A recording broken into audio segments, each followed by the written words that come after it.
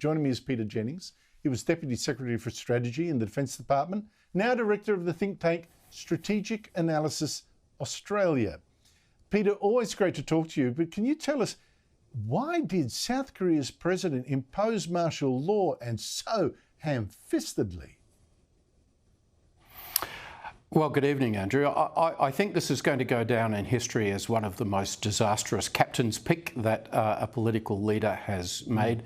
There really doesn't seem to be any basis to this other than the fact that President Yoon was being stymied by opposition parties in the South Korean Legislative Assembly. He couldn't get his legislation through. And he was plummeting the depths of bad popularity, low popularity. And I think he made a disastrous call. At the end of the day, he didn't have the support of significant figures in his party. Large numbers of his cabinet resigned, significant advisors resigned. The military seemed to be very half-hearted in terms of doing what they were asked to do, which was to stop politicians from getting into the Legislative Assembly. So this was a disastrous thought bubble gone wrong. And probably, from this distance, I think we can say it's going to be the end of President Yoon's political career. Oh, I think without a doubt, he'll be very lucky not to see the inside of a jail. There's one excuse that he offered, and I wonder if you think he's right, is that the South Korean opposition is too pro-North Korea, too anti-American, which I guess would offend a president who can sing American Pie. Here he is. A long, long time ago, I can still remember how that music used to make me smile.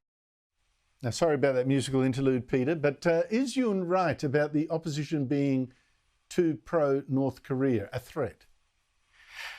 Look, he was singing on tune for the alliance relationship then, but I think he's not correct in terms of being so condemnatory of the opposition in South Korea.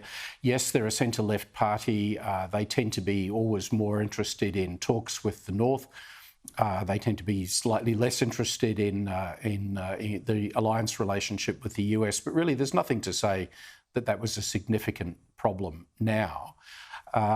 In fact, I think perhaps more relevant was that there was a fairly strong popular reaction against President Yoon's attempts to actually get something of a more successful relationship working with Japan, which is that's never a popular political move in Korea, even though from an alliance perspective, it's something that the other democracies in Asia would like to see.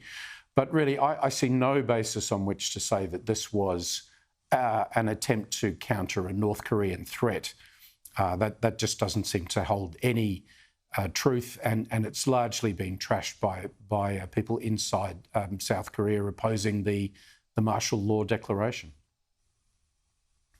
This will go down in history. It'll be a pub quiz test. What was the shortest martial law declaration in history? I don't know.